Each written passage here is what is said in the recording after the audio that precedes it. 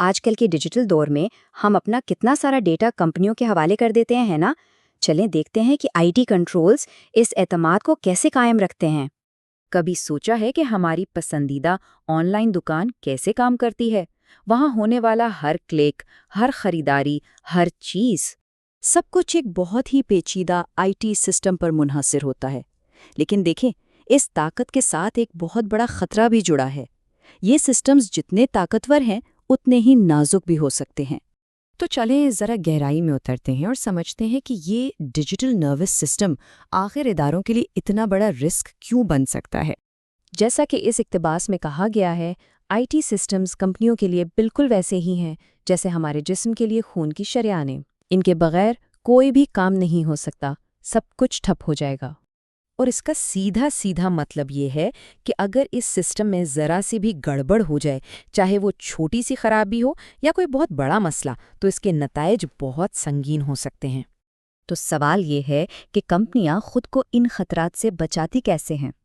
اچھا، اس کے لیے ایک پورا فریم ورک موجود ہے جو یہ اعتماد بحال کرنے میں مدد دیتا ہے۔ ہمارے پاس یہاں دو راستے ہیں۔ ایک ہے کوبٹ، جو سمجھے کہ ماہرین کے لیے بہت ہی گہری اور پیچیدہ کتاب ہے، اور دوسرا ہے ٹرسٹ سروسز کے اصول، جو کہ بہت سادہ اور آسان گائیڈ ہے۔ تو آج ہم اسی آسان والے راستے پر چلیں گے اور ٹرسٹ سروسز کے اصولوں پر بات کریں گے۔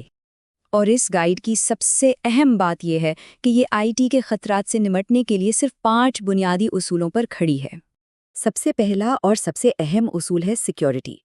اس کو آپ ایک ڈیجیٹل قلعے کی طرح سمجھیں، جس کا کام سسٹم کو ہر طرح کے اندرونی اور بیرونی حملوں سے محفوظ رکھنا ہے۔ جیسے کہ ہیکرز کو روکنے کے لیے فائر والز اور ڈیٹا انکرپشن کا استعمال کیا جاتا ہے، اور وہیں حقیقی دنیا میں کوئی غلط بندہ سرور روم میں نہ گھس جائے، اس کے لیے شناختی بیجز اور کیمروں سے نگرانی کی جاتی ہے۔ چلیں اب دوسرے اصول پر آتے ہیں، دستیابی یعنی اویلیبلٹی۔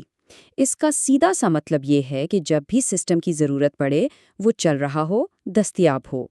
یہاں یہ بہت دلچسپ ہے کہ کمپنیاں صرف چھوٹے موٹے مسائل جیسے وائرس کے لیے ہی نہیں، بلکہ خدا نخواستہ کسی قدرتی آفت جیسے بڑے خطرات کے لیے بھی پہلے سے منصوبہ بندی کرتی ہیں۔ تیسرا اصول ہے پروسیسنگ انٹیگریٹی۔ اب یہ کیا ہے؟ دیکھیں، اس کا مطلب یہ ہے کہ ڈیٹا بالکل ٹھیک ٹھاک پروسیس ہو۔ مثال کے طور پر، اگر آپ بینک میں 100 روپے جمع کروائیں تو آپ کے اکاؤنٹ میں 100 روپے ہی نظر آنے چاہیے، نہ 1 روپیہ کم، نہ 1 روپیہ زیادہ۔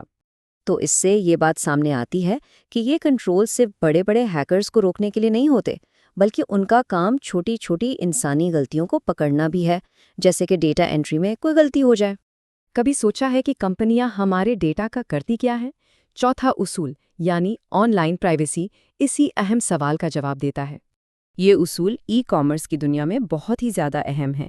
سیدھی سی بات ہے، اگر لوگوں کو کسی کمپنی پر بھروسہ نہیں ہوگا کہ وہ ان کا ڈیٹا محفوظ رکھے گی، تو اسے کبھی کچھ نہیں خریدیں گے۔ اور ہمارا 5واں اور آخری اصول ہے رازداری یعنی کانفیڈینشیلٹی۔ اس کی سب سے بہترین مثال کوکا کولا کی خفیہ ترکیب کو محفوظ رکھنا ہے۔ تو یہاں ہم دیکھ سکتے ہیں کہ کیسے مختلف کنٹرولز، جیسے کہ ہر کسی کو ہر چیز تک رسائی نہ دینا یا ڈیٹا کو انکرپٹ کرنا، ایک کمپنی کو اپنے کاروباری راز محفوظ رکھنے اور مارکیٹ میں اپنی پوزیشن برقرار رکھنے میں مدد دیتے ہیں۔ اچھا، تو ہم نے یہ 5 اصول تو دیکھ لیے، لیکن ان سب کا نچوڑ کیا ہے؟ یہ سب اتنا اہم کیوں ہے؟ تو ایک بار پھر دہرا لیتے ہیں۔ یہ ہیں وہ 5 اصول: سیکیورٹی، دستیابی، processing integrity, on line privacy اور رازداری۔ دیکھیں، یہ صرف کتابی باتیں نہیں ہیں، یہی وہ بنیاد ہے جس پر ایک کاروبار اور اس کے گاہکوں، پارٹنرز اور سرمایہ کاروں کے درمیان ڈیجیٹل اعتماد کھڑا ہوتا ہے۔ بھروسہ نہیں تو کاروبار بھی نہیں۔ تو اگلی بار جب آپ کوئی ایپ استعمال کریں یا آن لائن کچھ خریدیں، تو ایک لمحے کے لیے ضرور سوچیے گا، جس ڈیٹا پر ہم ہر روز انحصار کرتے ہیں، کیا وہ واقعی محفوظ ہاتھوں میں ہے؟